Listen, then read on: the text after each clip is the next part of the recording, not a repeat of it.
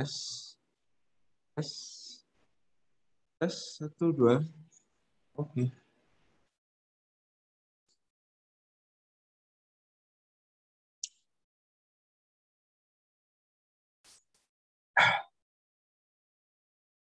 Halo, suara saya masuk ya? Masuk Bapak. Oke, kita lanjutkan ya. Sorry tadi ada gangguan teknis ya. Listrik di tempat saya tidak stabil, naik turun. Jadi nggak kuat buat ngangkat ini nih.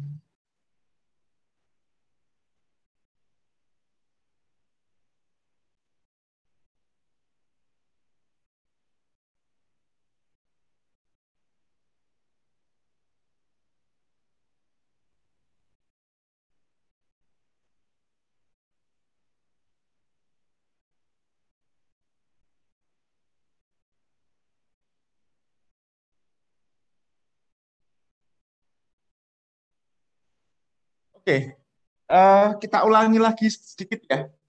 Eh, dari depan tadi ya.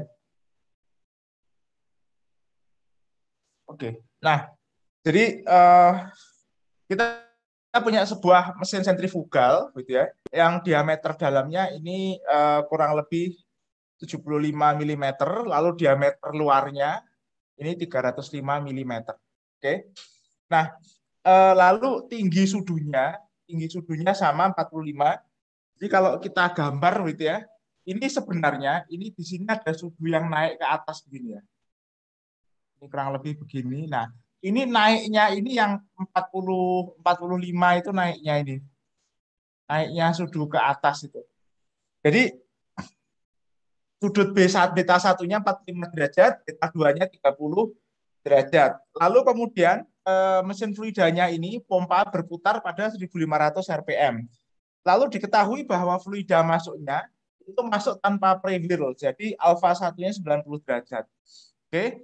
Nah, seperti yang saya jelaskan tadi, jadi kalau ini merupakan sudunya atau guide pengarahnya, nah yang dinamakan dengan U1, oke, itu adalah kecepatan tangensial dari impellernya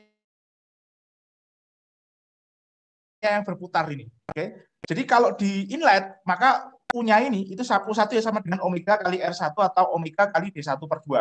Nanti di outlet ada U2, kecepatan tangensial dari sisi piringan impeller yang di luar ini. Nah, U2 itu nanti juga sama, itu adalah omega 2, oke ya, omega 2 kali R2 gitu ya. Jadi U2-nya, sorry ini belum saya tulis ya, saya tulis di sini. U2 itu adalah omega D2 per 2. Oke, nanti dapat ini. Nah, ketika fluida itu masuk, gitu ya, kalau misalkan kita amati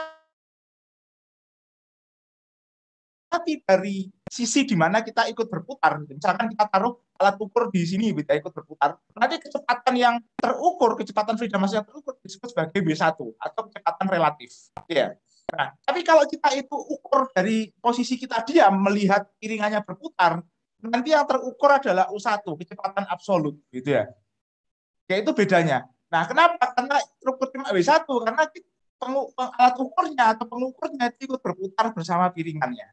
Oke. Nah, di sini dinyatakan bahwa eh, alfa satunya itu 90 derajat. Jadi kalau kita gambar segitiga kecepatan, kalau ini adalah U1, kecepatan tangensial fluidanya ini, jadi kecepatan tangensial ini kecepatan yang menyinggung piringannya ini, akibat dari yang muncul akibat dari adanya omega. Oke, maka alfanya itu adalah sudut antara omega dengan C1. Omega 1 C1 ini alfanya ke sana. Ini 90 derajat. Oke. Lalu di sini ada kecepatan relatifnya. Nah, kecepatan relatifnya itu sudutnya pasti sama dengan sudut sudunya. Kalau beta 145 ini pasti 45. Kecuali nanti terjadi fenomena namanya slip yang akan kita bahas. Jadi fenomena slip ini nanti kita bahas ketika slip ini nanti sudutnya nggak sama. Ini kita bahas minggu depan ini tentang slip ini. Oke. Nah, berarti apa? Kita tahu U1, tapi kita tidak tahu B1. Oke. Nah, kalau kita tahu sudutnya ini 90, ini 45, berapa C1-nya? Kan kita bisa tentukan menggunakan perhitungan seperti ini. Tangan C1, tangan beta 1, ini sama dengan C1 per U1. Artinya apa? C1 adalah U1 kali tangan beta 1. U1-nya tahu, beta 1-nya tahu 45, ketemu C1-nya. Ya. Oke, jadi dari sini nanti C1 ini bisa diperoleh dari sini. Oke. Lalu kemudian kalau kita tentukan CU1-nya, maka ini CU1-nya adalah C1 cos alfa 1. Nah, cos 90 itu 0. Jadi CU1-nya itu nanti pasti sama dengan 0 kalau ini tidak ada prefill. Karena ini C1-nya tidak tegak lurus. Oke. Lalu kita hitung CR1. CR1 adalah komponen yang tegak lurus karena ini 90. Maka komponen C1 yang tegak lurus ya sama dengan C1-nya karena sin 90 sama dengan 1. Jadi ini sama dengan CR1-nya sama dengan C1. Oke. Nah, dari CR1 kita nanti bisa menghitung debit alirannya. Oke ya. Oh, sorry, ini ada yang terlupa. Omeganya diketahui dalam RPM. Untuk masuk ke perhitungan ini kita harus convert dulu ke radian ya, sorry ya. Jadi konversinya adalah RPM, jumlah RPM-nya itu dikalikan 2pi. Kenapa dikalikan 2pi? Karena RPM itu adalah putaran per menit. Jadi satu putaran itu sama dengan 2pi radian. Oke? Jadi ini harus dikalikan 2pi dibagi 60 supaya ini dapat radian per second. Sorry. Nah, ini harus dapat radian per second. Oke? Jadi dibagi 60. Oke. Nah, lalu kemudian masuk ke perhitungan U1-nya tadi ya. Nah, masuk ke sini. Jadi dari sini nanti dibawa ke sini datanya. Dari sini, nanti U1-nya itu dibawa ke sini. Oke, sorry, dibawa ke sini. Ketemu C1. C1 nanti dibawa ke sini perhitungan CU1. Oke. CU1 nanti kita pakai untuk menghitung, masuk ke sini nanti kita pakai untuk menghitung head pompa. Oke ya.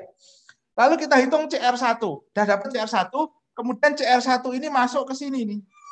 Masuk ke sini untuk perhitungan Q debit. Oke. Mengapa kita perhitungan menggunakan debit? Karena kita harus tahu segitiga kecepatan di titik keluar, di outlet. Oke, caranya adalah karena yang kita tahu CR1, kita hitung Q dulu, lalu dari Q ini kita hitung untuk kita gunakan untuk menentukan CR2. Kenapa? Karena ini sama saja dengan sebuah saluran. Kalau kita gambar ya, ini itu sama dengan sebuah saluran, seperti ducting. Artinya apa? Berlaku kontinuitas debitnya konstan, pas yang masuk sini sama dengan yang keluar, kecuali di dalam ada yang bocor ya.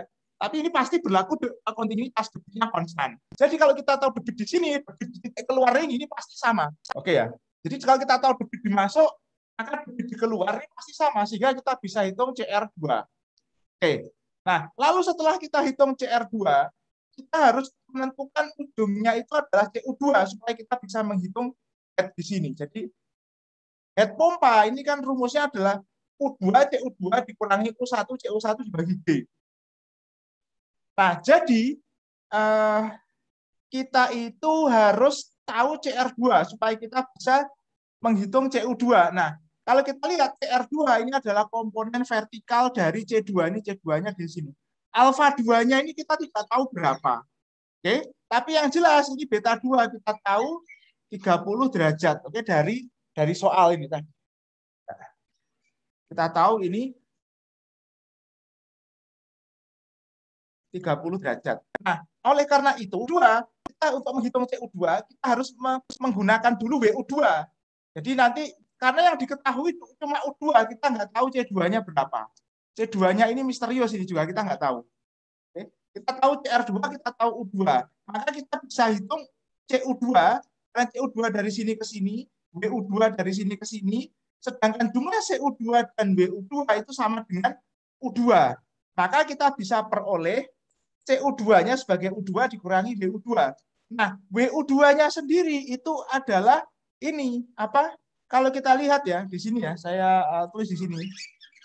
Tangan beta 2 itu adalah CR2 dibagi WU2. Berarti kalau kita balik, ini kita peroleh seperti ini. WU2 adalah CR2 dibagi tangan beta 2. Ini 30 derajat, kita tahu CR2-nya dapat dari sini, ya. Jadi ini masuk ke sini, nanti WU2-nya ketemu. WU2 ketemu, WU2 masuk ke sini. U2 diketahui dari sini ya, omega D2. D2-nya ini adalah diketahui juga dari soal. Jadi U2-nya tahu, U2-nya dari sini masuk ke sini, WU2 masuk ke sini. Nanti HP ini bisa diketahui, bisa dihitung. Kenapa? Ini tahu, CU1 tahu 0. U1 juga tahu, tapi CU1 0. Jadi nanti bisa kita hitung head pompanya. Oke? Nah, setelah kita menghitung head pompa, nah kita bisa menghitung daya yang diberikan oleh pompa ke fluida. Jadi head-nya di sini ini sebenarnya dia itu mewakili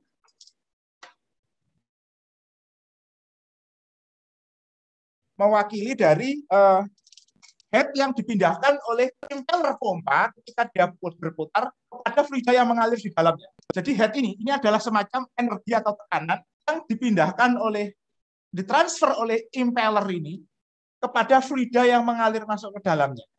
Oke ya. Nah, dayanya itu adalah P besar ini ya. Pompa itu rho kali G kali head pompa dikalikan debit. Jadi ini dayanya. Nah, debitnya dapat dari sini nih debitnya. Jadi dari ini tidak hanya masuk ke sana, tapi nanti juga dia masuk ke sini. Head pompanya itu dari sini, ya, dia masuk ke sini. Dari sini nanti kita bisa memperkirakan berapa daya atau daya yang dipindahkan oleh impeller ini kepada fluida yang mengalir ke dalamnya. Oke. Ada pertanyaan? Silakan kalau ada pertanyaan.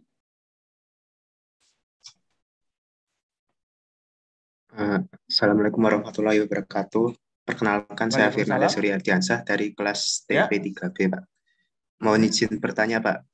Itu kan untuk mencari U2, kan itu kan rumusnya omega D2 per 2 kan ya, Pak. Terus saya betul. Terus itu saya mengerjakan kuis, itu adanya itu 2D2 per omega. Kan saya masukkan, Pak. Input pertama kan saya inputkan omega saya sudah benar, saya ke U1 sudah benar, terus langsung saya ke U2. Nah, U2 itu Pak omega, terus saya pakai rumus yang Bapak berikan itu, saya input masih salah. Apakah masih salah? Oke, saya yang salah hitung apa yang iya. Soalnya kalau U2 salah nanti ini aja, selanjutnya tolong juga dikirimkan salah.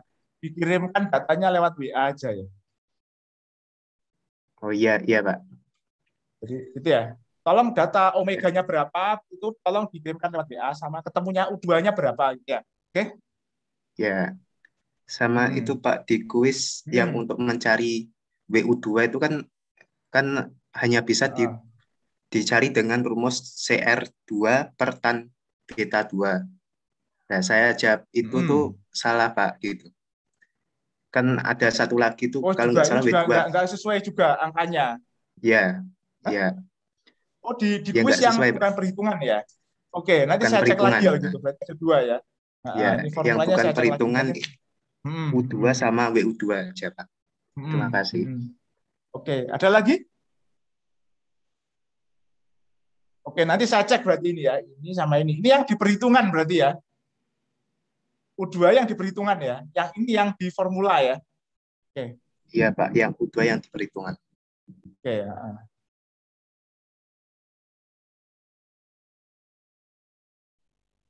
Ada lagi?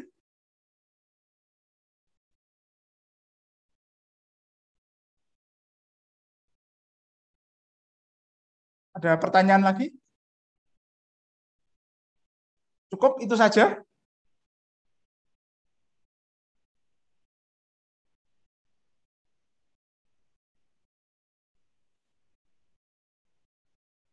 Ya, halo?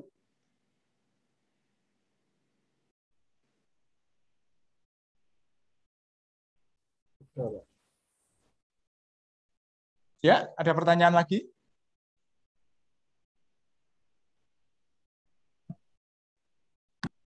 Lanjut, Pak. Cukup ya?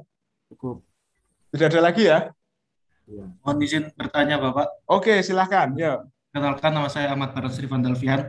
Ini Ya. terkait dengan ini ya Pak ya, rekaman Zoom meeting ini. Ini nanti bisa diakses kembali untuk pembelajaran atau bagaimana ya Pak ya? Rencananya nanti kalau ini recordingnya berhasil, ini nanti akan saya upload juga ke YouTube ya. Di kuliah latihan pendalaman di minggu ini. Oke? Oh iya Bapak, terima kasih Ya, Pak. oke. Oh iya Pak, ada satu lagi terkait dengan LMS Pak. Di saya dari pompa kompresor yang praktek itu di materi itu belum bisa tersenang Pak untuk saya. Sama kasusnya sama di minggu pertama yang kemarin Bapak. Oke, nanti Padahal saya sudah cek. ya. Jadi Ya, Bapak. memang ada sedikit ada sedikit permasalahan ini ya di banyak kelas juga demikian gitu. Jadi mahasiswa sudah masuk, sudah mengakses, tapi ternyata tidak komplit gitu ya. Completion reportnya nggak keluar gitu. Ya, Iya, Bapak. nanti saya coba cek lagi ya. Memang ini ada sedikit sedikit bug gitu ya di sistemnya Moodle gitu. Dan itu sampai sekarang di forum forum developernya internasional gitu yang dari berbagai negara itu masuk. Masalah ini juga belum solve. Oke. Termasuk kalau SCORM gitu ya diupload kemudian kemudian mahasiswa tidak bisa mengakses gitu. Ketika masuk mahasiswanya masuk, skornya tidak keluar. Nah, itu juga mirip seperti ini masalahnya. Oke. Ya, jadi nanti tolong saya dikabari aja kalau terjadi hal seperti ini ya, teknis ini. Oke. Kalau saya lagi ada kegiatan ya, mungkin respon saya agak lambat ya, tapi pasti saya cek insya Allah ya. Karena ini merupakan hak Anda sebagai mahasiswa. Oke. Ada pertanyaan lain? Assalamualaikum Bapak, izin bertanya. Ya, Waalaikumsalam. Perkenalkan, nama saya Ajeng Puspaning Tias dari kelas TP 3B. Izin bertanya Bapak, untuk tugas pada pompa kompresor yang praktek kemarin kan masih mengumpulkan data ya Bapak. Di tempat saya pada kecepatan yang keempat di katup yang 80 itu sampai sekarang masih belum keluar hasilnya Pak. Itu bagaimana ya Pak? Coba nanti ini ya, hasil runningnya di screenshot terus dikirim ke saya ya. Oke. Sudah saya send di grup Pak, yang untuk itu. Ya? Oh, sorry. Saya berarti kelupaan itu. Oke. Ya, nanti saya cek lagi ya. Ada errornya berarti ya, atau tidak keluar error ya? Iya Pak, keluar error Pak. Oke. Nanti saya cek lagi nanti ya. Oke, baik Pak. Siap, terima kasih. Oke. Ada lagi?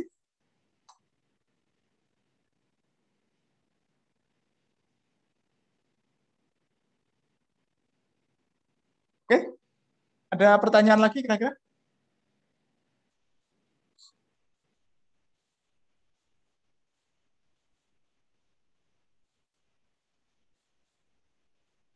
Cukup ya?